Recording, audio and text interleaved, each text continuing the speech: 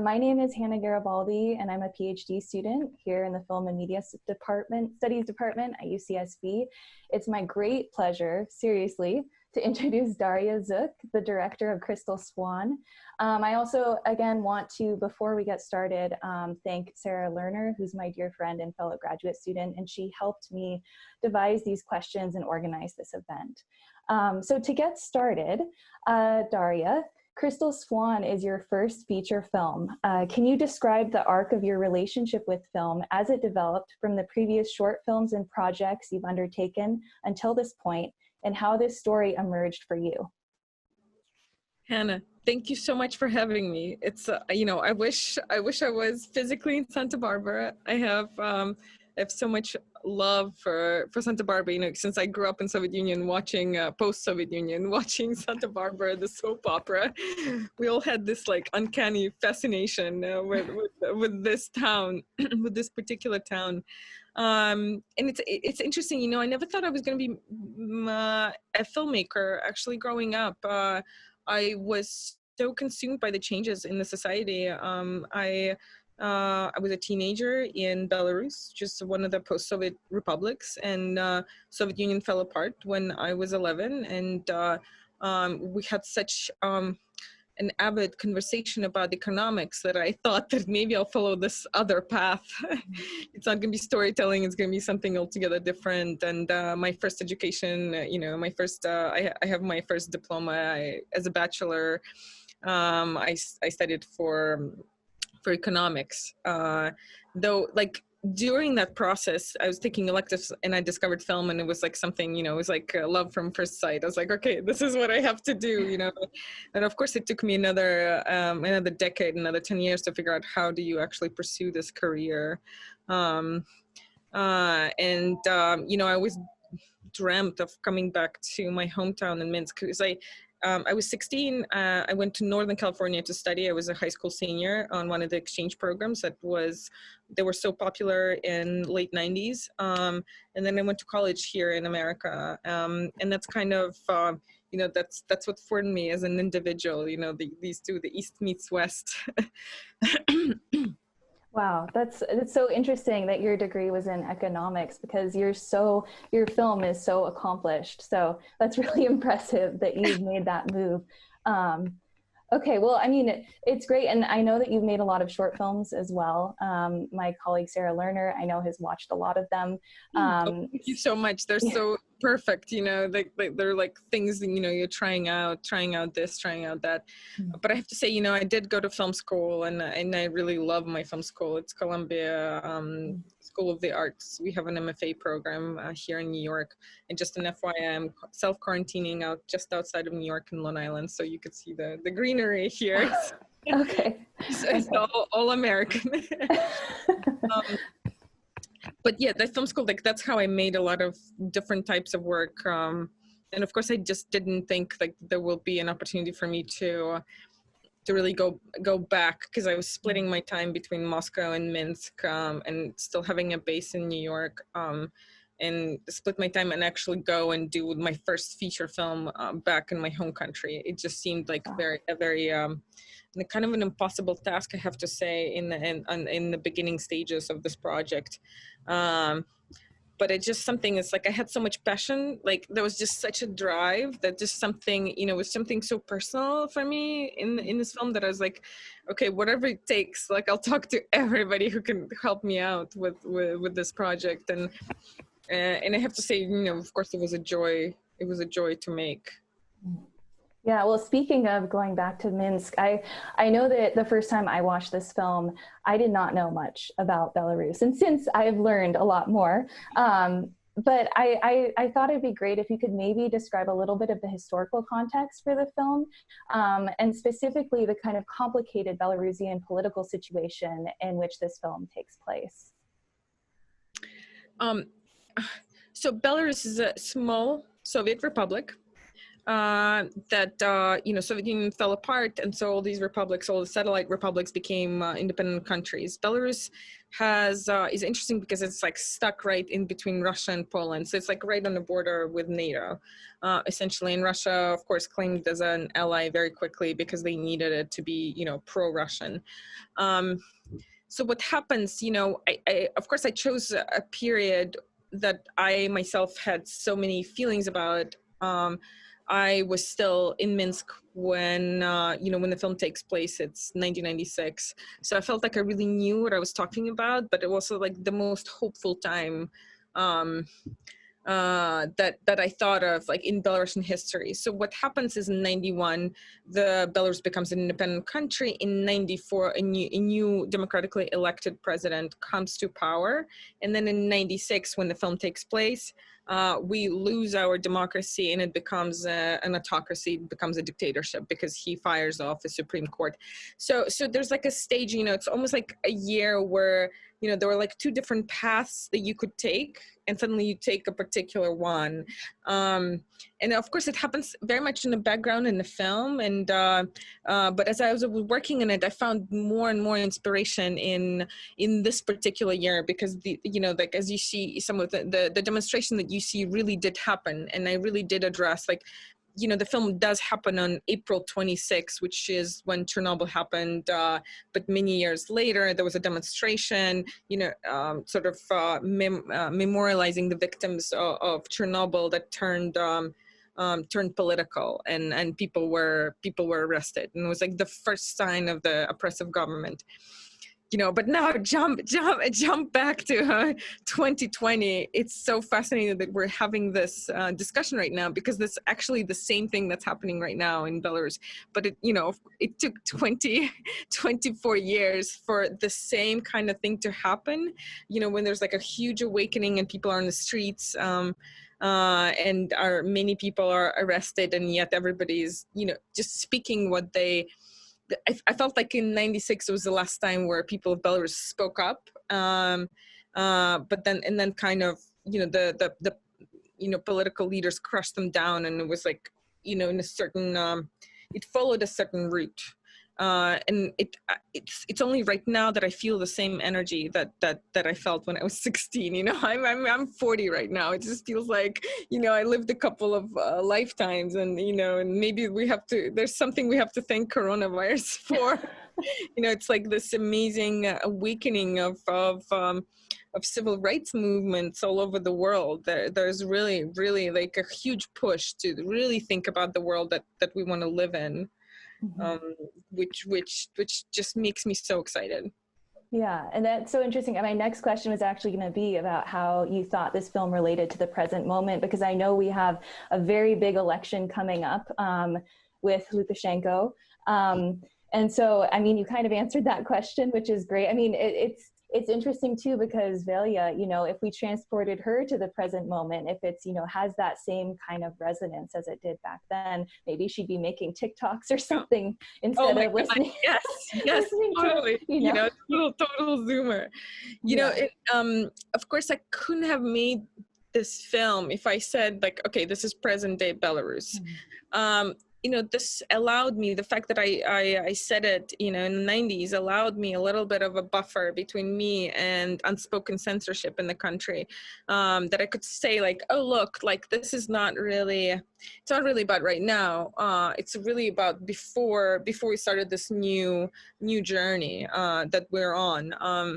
But of course, it touches upon all the same subjects. We have a huge brain drain. We a lot of young people that are talented leave the country annually. We have a negative population growth. Our population declined since then. It's all these things are so very present, but they're present beyond Belarus. They're also very relevant to Ukraine, to Russia, to Georgia, where this film did really well, because it just spoke to, like, the questions that young people face is like, should I build my life here? Should I build my life elsewhere?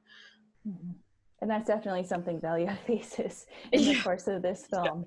Yeah. So moving a little bit into the production itself, I wanted to ask, in your own work, what's the kind of artistic lineage that you feel most connected with politically and aesthetically, and how has this shaped your approach?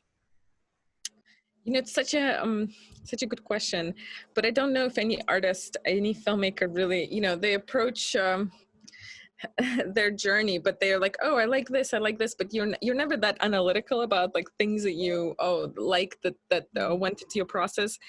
But of course, now that I lived with this film for, we've been showing it to people for, we literally 2 years ago, we had a premiere at Carlo Vivari. So I spoke to a lot of people and kind of saw it through their eyes. Through their eyes, I saw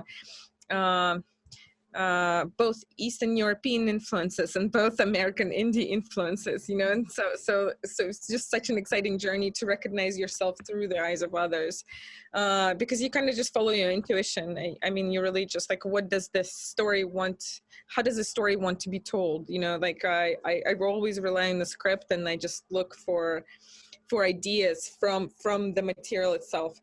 I kind of course, some of the influences are reflected on screen. And, since I did spend my 20s in New York, I really love Jim Jarmusch, and I love Susan Seidelman with Desperately Seeking Susan, and just bizarrely happened that Alina also looks like Madonna, which was so not expected. It was just like it just landed in my lap, and I'm like, okay, I just have to use it, and I have to, I really didn't have in the back of my mind, I was like, maybe I should rewrite a script for her, but I really just didn't have time to do it.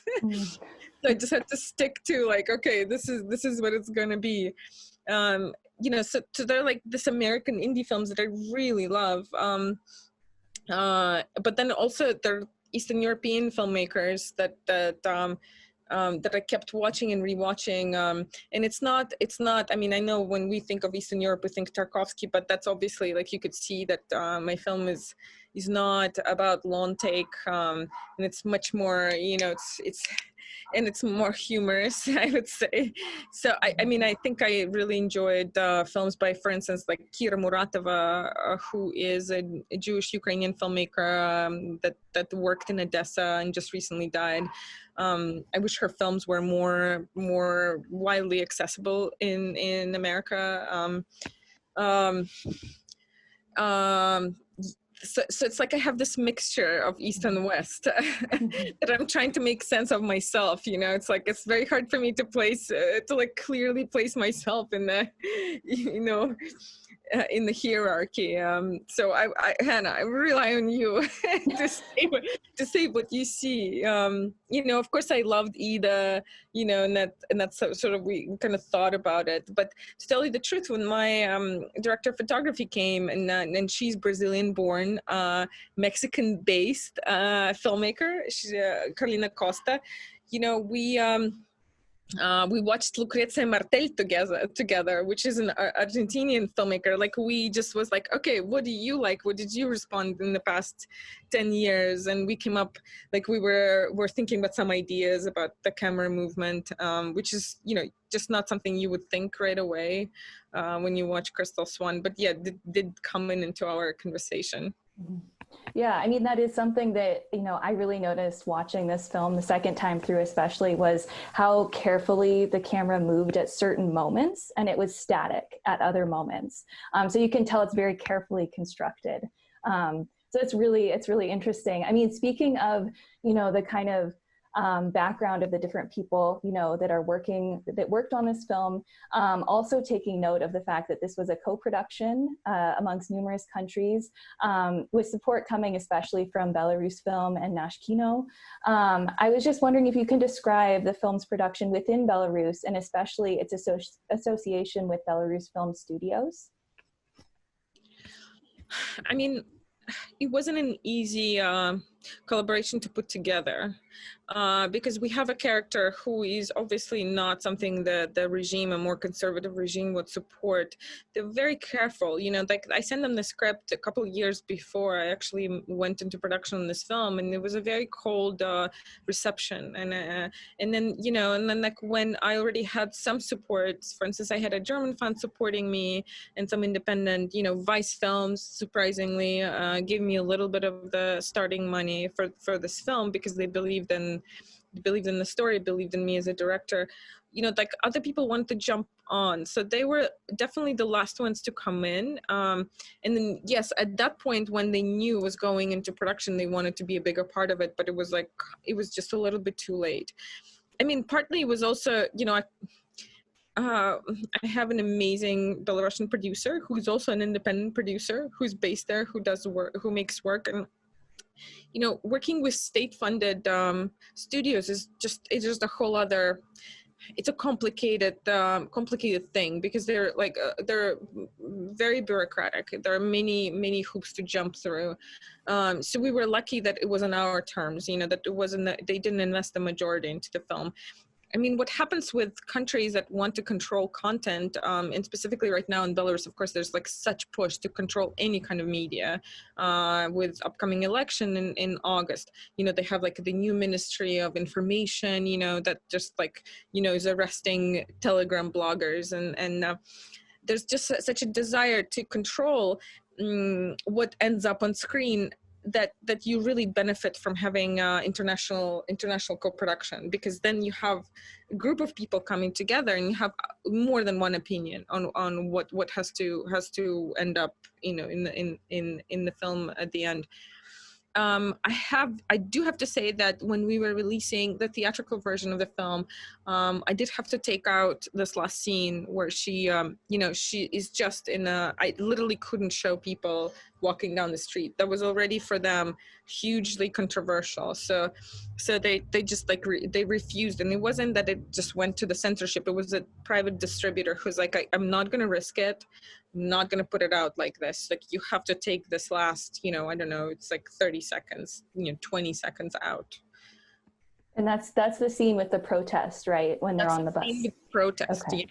Yeah. Okay. Even when I was filming it, my Belarusian producer was like, he was like, that's it. You have to schedule for the last day. For the last day of the shooting period, because you could literally be arrested. And at least we thought that, like, okay, it's the last day, I'm arrested, but at least I have the rest of the film in the can. You know, of course, like me, it's funny because those things, you know, they happened, but they happened in 2010. So it's like people kind of forget, you know, now it's happening again. And then you're like, oh, wow, I do remember it. Like that is like a very much a reality. But then you so quickly forget that, you know, your phones could be tapped, or it's really a threat. That, you know, and of course, you know, I travel so much, and I live in New York, and I shoot here, and I've made films in Berlin and Tel Aviv, and that to me is like, oh no, I live in my mind, I'm in a much more open world than really I am, you know, in Belarus, where like you can expect anything, you know, it's not. Well, I'm glad you're okay and everything worked out. So far, so good. I mean, that brings up another question about, you know, where this film was screened. Was it actually screened in Belarus, and did censorship get involved with the screenings that were the local screenings? So yeah, so we cut out this last 20 seconds, and you know, you saw the version that specifically says 96.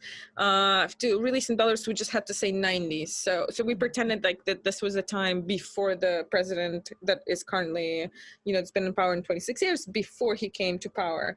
And that actually invited a lot of criticism in Belarus. We were in theaters for a month. It was the most successful Belarusian film, independent Belarusian film that wasn't to date.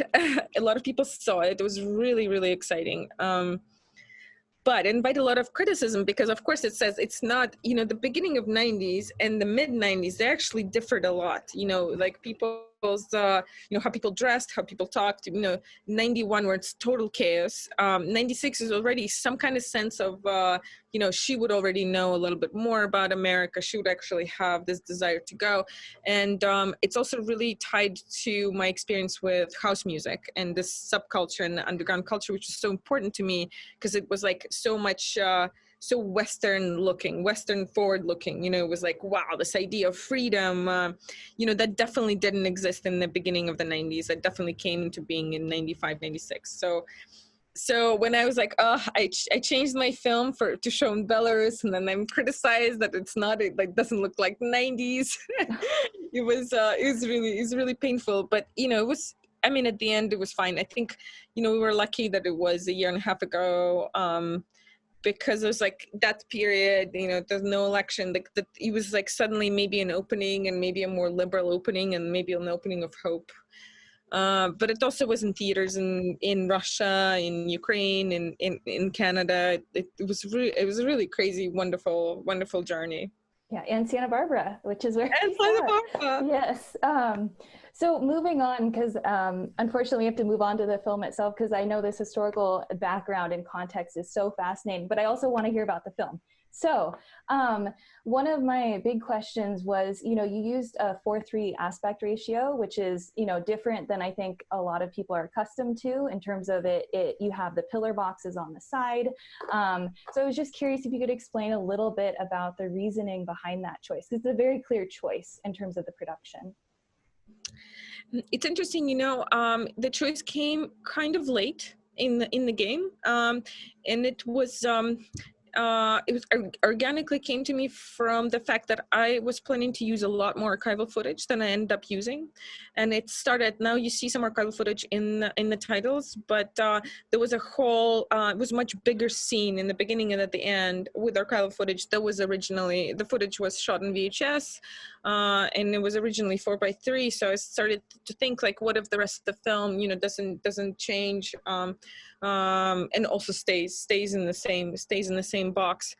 And so like I just started thinking about it and started exploring it, and I was really happy. A lot of my co-producers just were not in pre-production with me in Belarus, because Belarus is just like too crazy for them to go to.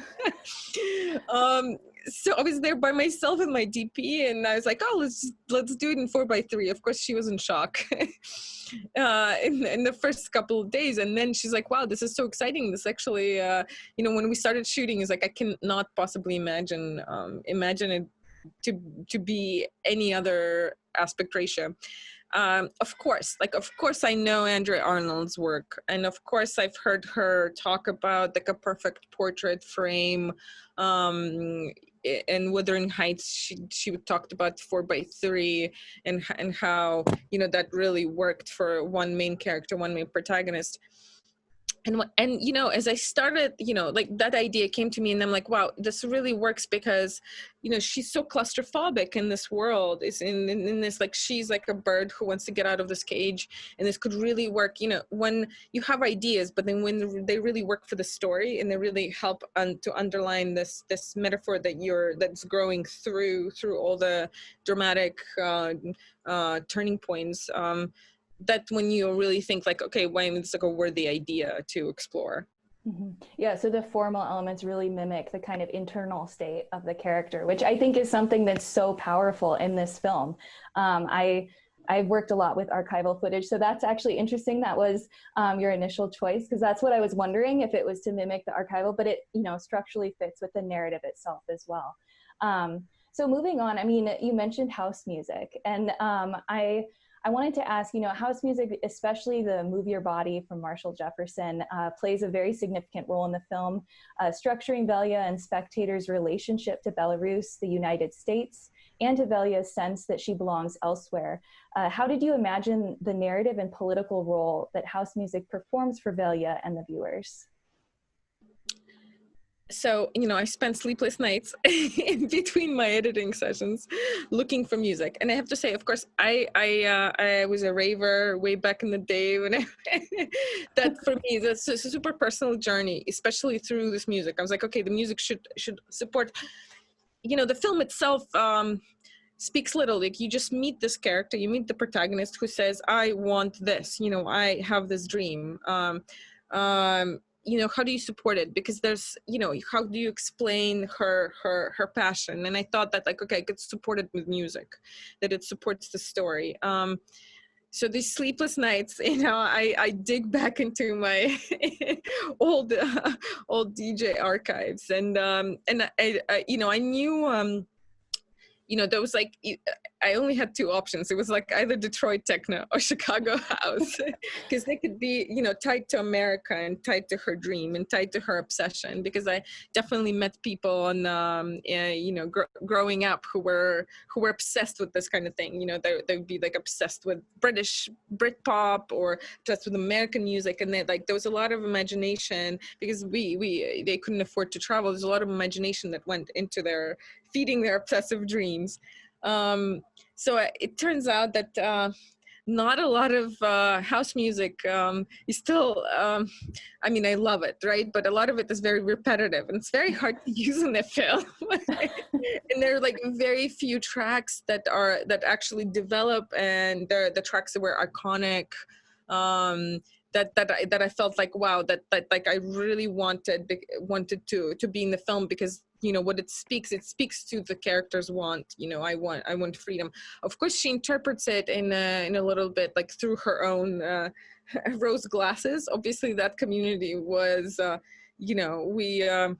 You know, all the freaks, all the LGBT, you know, all the trans people, it was like, you know, if you're different, you belong to us, and that's what they were manifesting. You know, she interprets it, you know, a different kind of freedom, but also sort of ties to her freedom of self-expression, you know, in a way.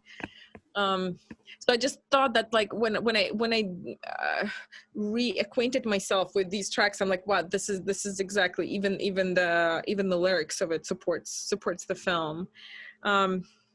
It's kind of, so a lot of these artists recording in late 80s, beginning of the 90s, you know, they were quite poor, and they were experimenting, and apparently there's one label, Trax Records, that's based in Chicago, bought out all their rights. So there's one person who just, unfortunately, and rest in peace, he just died from coronavirus.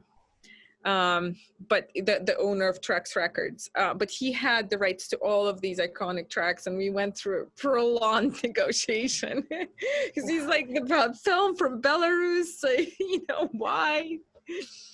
Wow, that's so interesting. I mean, yeah, the music is so, you know, evocative, particularly again at strategic moments, you know, when she's packing and she's just, you know, rocking out and moving her body, right? But yeah.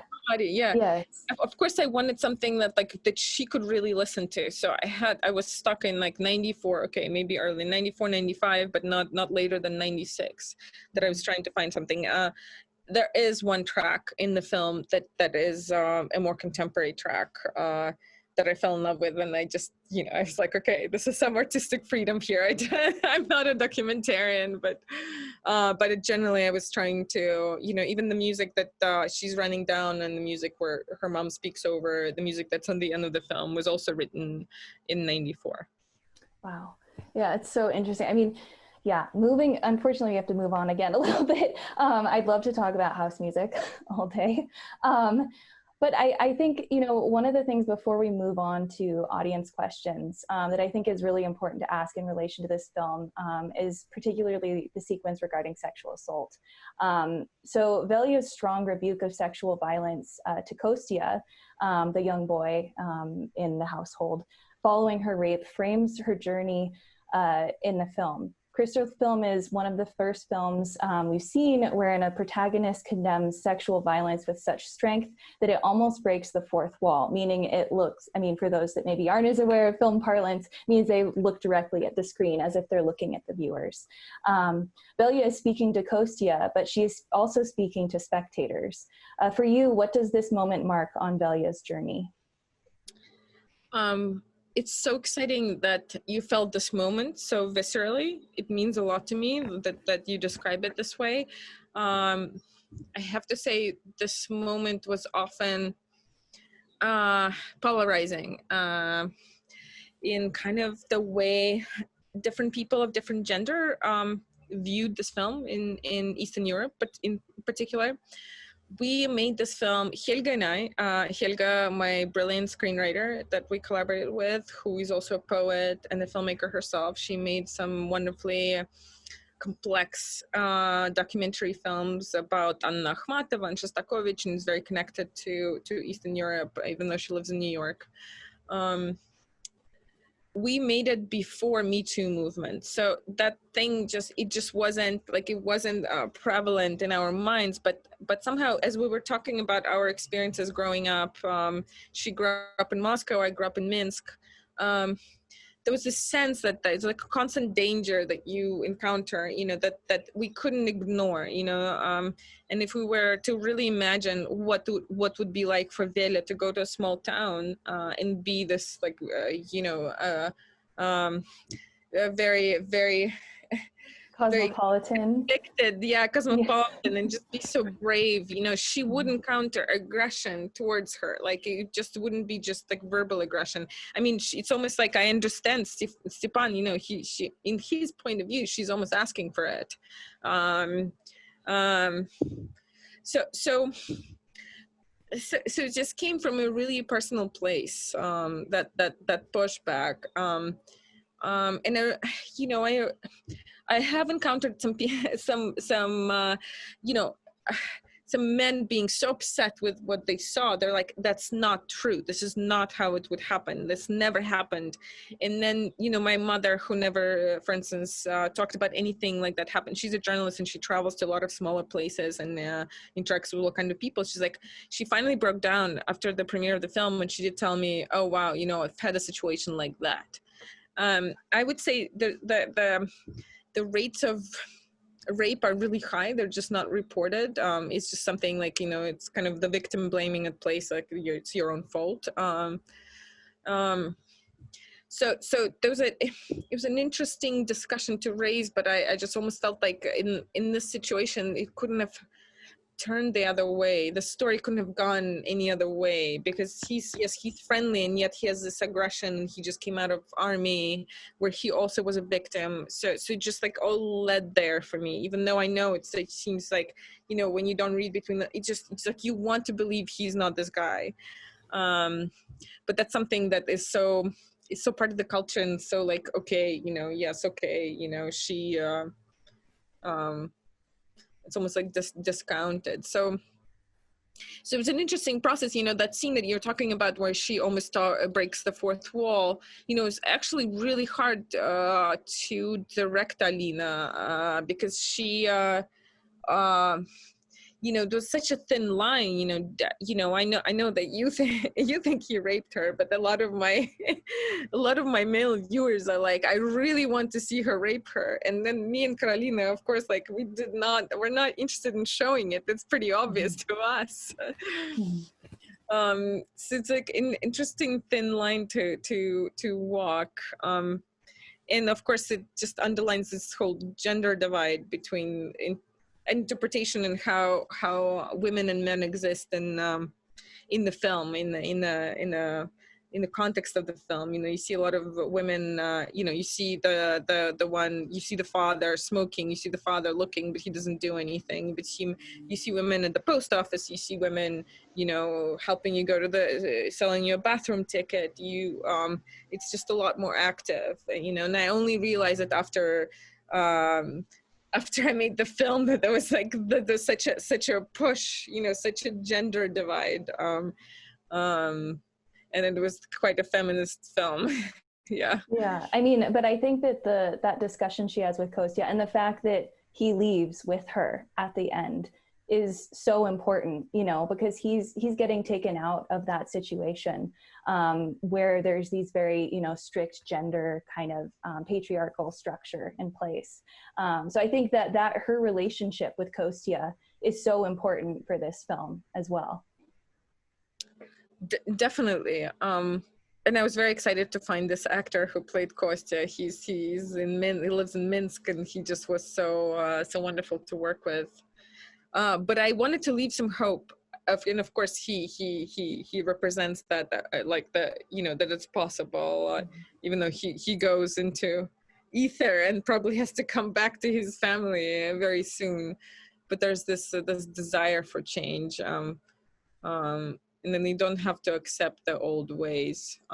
That's definitely something that was in Helge's and mine's mind. Yeah, no, I think you can feel that. At least I felt that hope at the end. You know, that's that little piece that gives you hope. So at this point, I'm going to turn it over to audience questions. So we have our first question from Ricardo Eid. He says, your personal story is Velya's dream, getting a visa and going to America. Please, I would love to know how much of Velya's character is autobiographical and relates to your own story.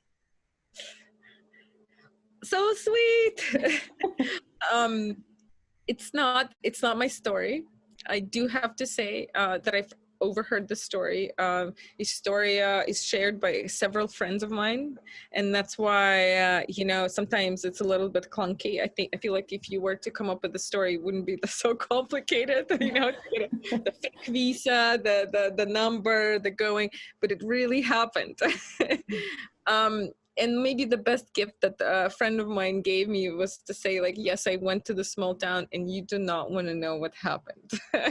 She kind of left it hanging. And then over the years, I kept asking her, like, it's a great idea for the film, but what happened to you in the small town? She wouldn't say. And as I started working in the film, I've heard so many stories similar to this. And the craziest one is I have a friend who's also named Darya, who is a DJ in Minsk, who maybe applied and tried to land her American visa for 5 to 6 times, and she has like just the most ridiculous stories of how she tried to trick it. So it definitely spoke to a group of people. Of course, I myself was I was a DJ. I really loved house music. I came to America to go to school, to go to college. So I didn't. I'm not as crazy as brave as Velya, but I admire her. I really admire her. Yeah, definitely. So I have another question here from Miguel Panabella. At one point, Velya says that nothing changes in Belarus. Did you share that belief in the 1990s? And what kinds of changes have you seen since then? I do share that belief. It's actually been quoted quite a few times over this election period. I feel like maybe now there's a hope of change only right now. But it's been quite stagnant. It's just been like that, and maybe that's why the film has been relevant. 2 years ago, nothing has changed. It's only recently that my parents, who are active in Belarus, that have made their political stance. So like now I'm a little bit more open about talking about it, because I just don't feel like also had the wonderful people who worked with me on making this film, and I was always afraid for their safety, so I would always just say this question is just, I could never answer this question, but yes, I do feel like nothing has changed. Wow. Okay. So yeah, very relevant then still today. And hopefully, I mean, maybe one hopes it's not as relevant, but people will still look at it in the future as emblematic of a certain period. So I have another question here from Janice Taylor. Were you only thinking of this this is going back to the sequence with Kostya and the sexual assault. So she asks, were you only thinking of this as an actual sexual assault, or were you including it as a more symbolic statement of the culture there and the power plays within the politics? And then she also asks, could you also speak about the tattoo and all that represents? The tattoo represents that he was also a victim in the army. The tattoo says the bitch, suka, which means that he was molested in the army, and so he's like he's like the Lion King trying to claim back his kingdom when he comes back.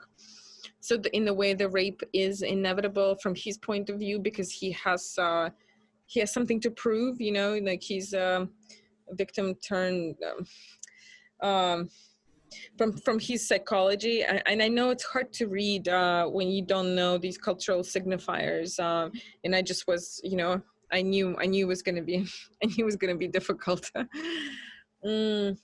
I mean, in terms of like, do you ever make symbolic movements, symbolic gestures in the film? I tried to stay away from it. Like, I don't know if you ever go into telling a story and saying like, oh, I have this great metaphor. You always say, no, I have this great story. I have this great story of a girl who just wants to get out of her country and has a hard time doing it. And I'm glad that it emerges, and you could analyze these other things that emerge later on. Of course, I have something to say about the gender relations there, how aggressive they are, and how there's like the idea of consent is not something that exists, exists there, or the way they use language, and then what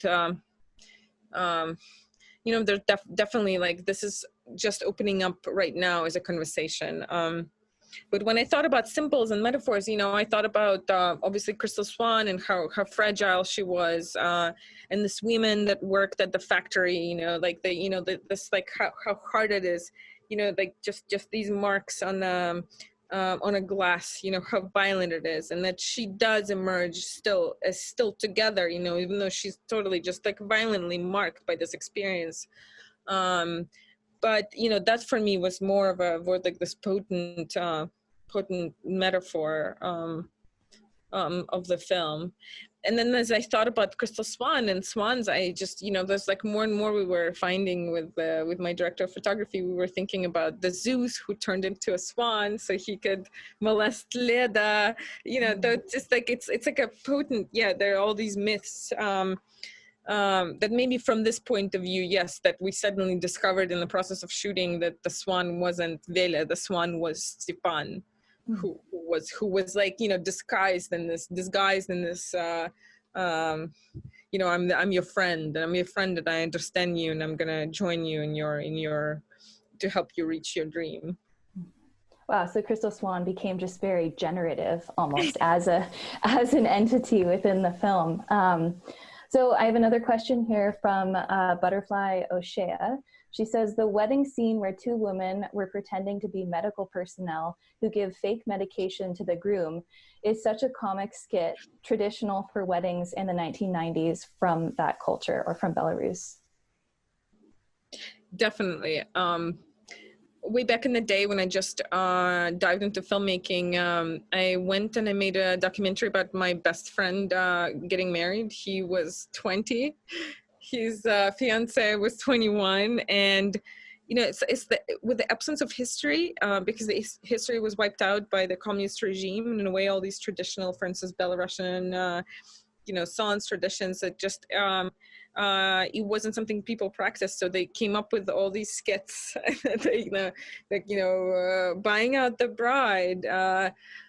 So it was basically like just lifted out from my documentary by like Helga, who was like, oh my God, this is insane, let's use this. And so, yeah, because it's just so absurd, but it links to this absurdity of the whole society living in this in-between state. They're selling these like wonderful crystal objects to survive, and yet it's like the mixture of high and low. And there's just something there that I thought that this was funny and sad and painful and beautiful. Mm-hmm. It's so interesting because I know watching that, I again didn't know much about the cultural context. So it's interesting that it actually is very, realistic or emblematic of something that would happen during that period. So that's great. So I have another question here from Emily. She asks, what is the role of color in the film? Perhaps more specifically, the role of color in framing Velya's journey. So it's interesting, the journey to this particular picture, of how the colors emerged. When I started pitching the film, the story itself was so sad. I mean, ultimately, I didn't have Alina.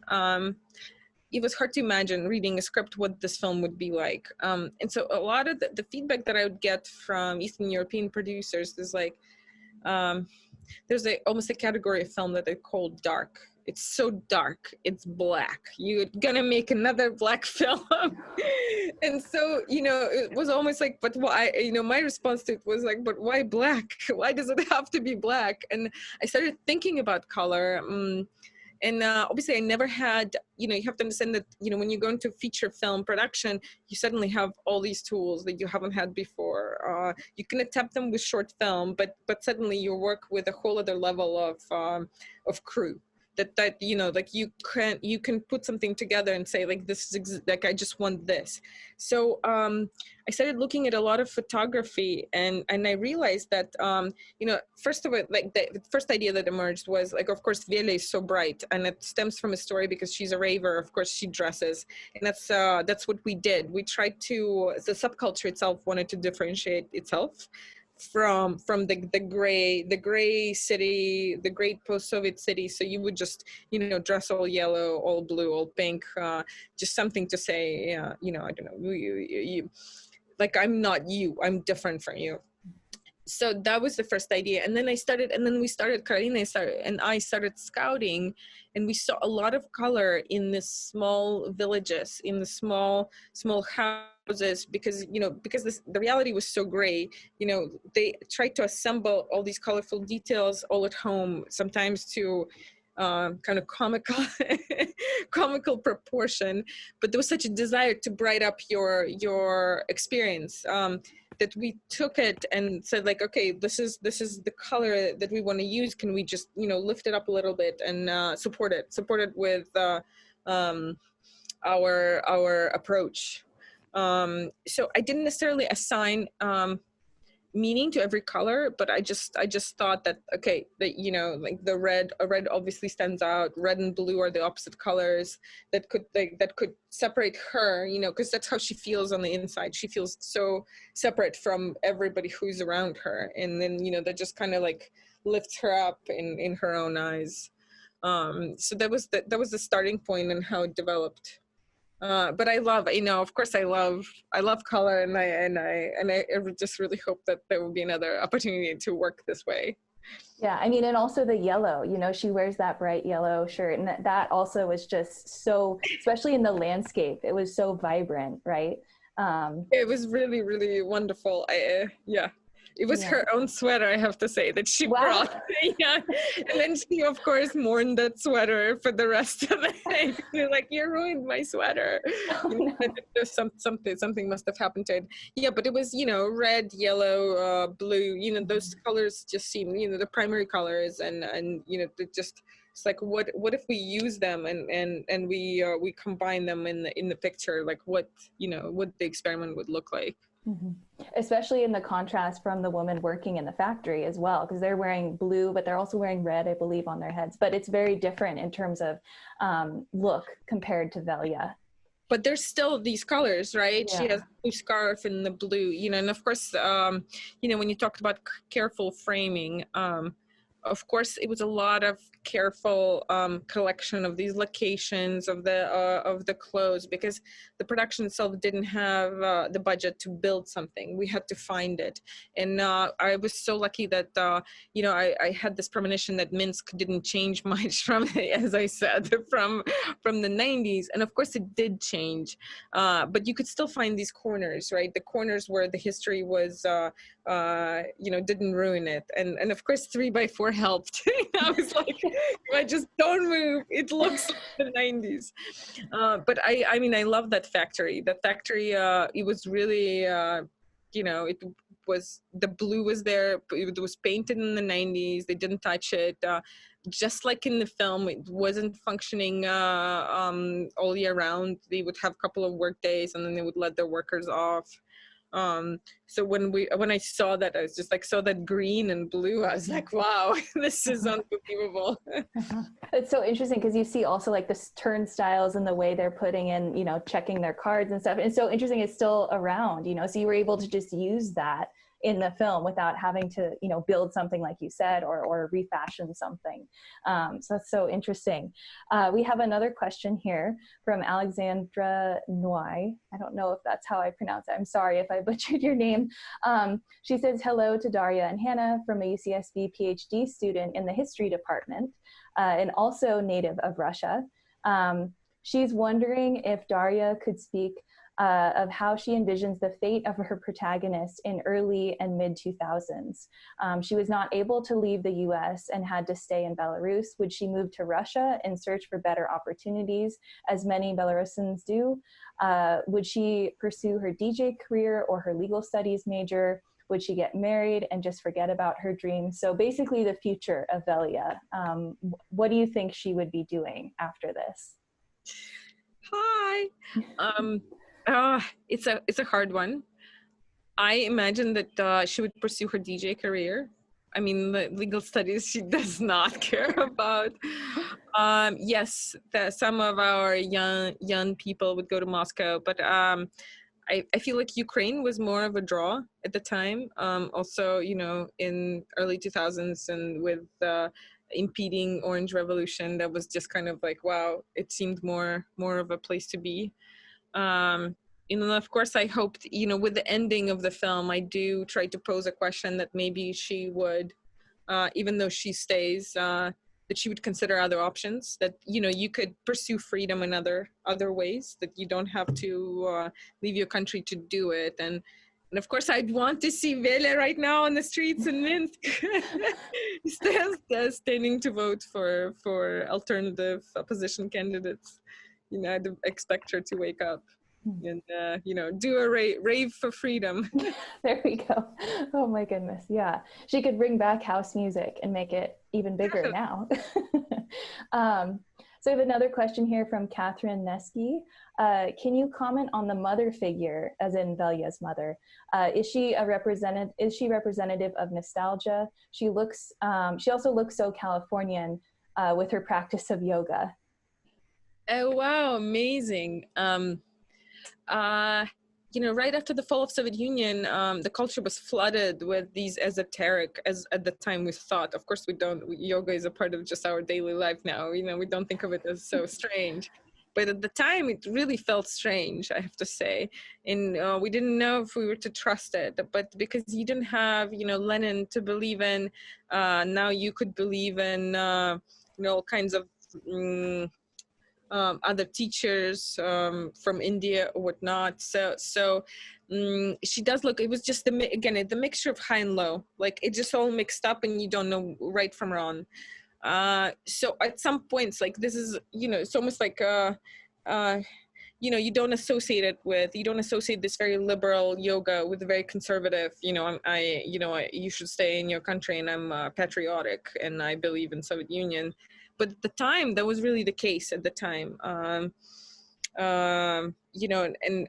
hello to anybody out there who's Eastern European who remembers Kashpirovsky and then crazy magicians who would try to hypnotize you through TV.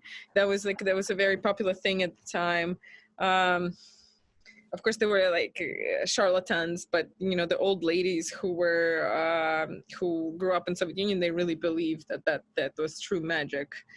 So yeah, even though she looks modern, she represents this old way of thinking, and a lot of Belarusians think that way. I not my mother, but definitely my grandmother. But we're talking about 25 years earlier, so it's quite possible that someone her age would think that, and would channel this idea that you should belong to where you were born. You should stay here now and make a difference here. It's not a bad position to have. Mm-hmm. Yeah, well, thank you. I think we have, one last question before we let you go. I wish we could stay here and talk for a lot longer. But I thought maybe you could share a little bit about some of your projects you're pursuing now, or hope to pursue in the future. Thank you. I'm really interested in the fate of women who have lived through the breakup of Soviet Union or were just born right after. So one of the projects I'm working on right now is a biopic of several women who formed Femin. It's a Ukrainian radical movement. I know we probably are more aware of Pussy Riot. But Femin are the women who came up with this gesture of taking off their shirt and writing slogans on their naked body. It now became an international movement. But at the time, it's quite controversial in Ukraine. It was not liked. It emerged in 2008, 2009, 2010. They eventually became refugees and went to Paris because they were accused of being a terrorist organization. So it's kind of like a heartbreaking story about the women's friendship and betrayal, and while they're just like taking on the world in this really major way. I just started getting interested in the fates of very different women. Last year I made TV series called Gold Diggers, who are really about women who just thought that they could marry into and succeed this way. It's a fictional TV series, a scripted TV series. But I'm just trying to tackle this femininity from different points of view, and see how it goes. And I'm very excited.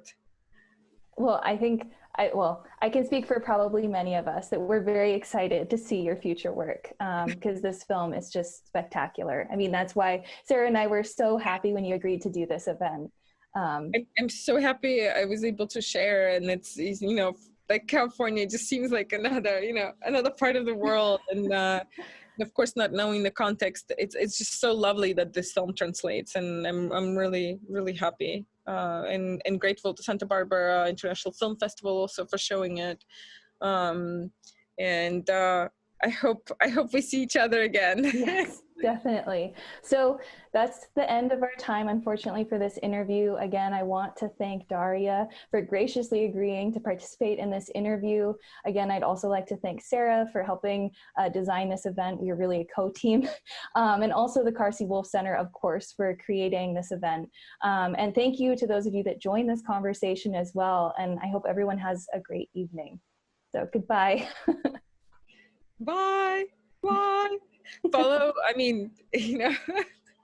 find the film. I do have an Instagram account for the film. If you guys want to follow the news or share with your friends, it's Crystal Swan Film on Instagram, and I'd be happy to answer your questions further if you have them, if you still have them, they're left. Thank you. Thank you.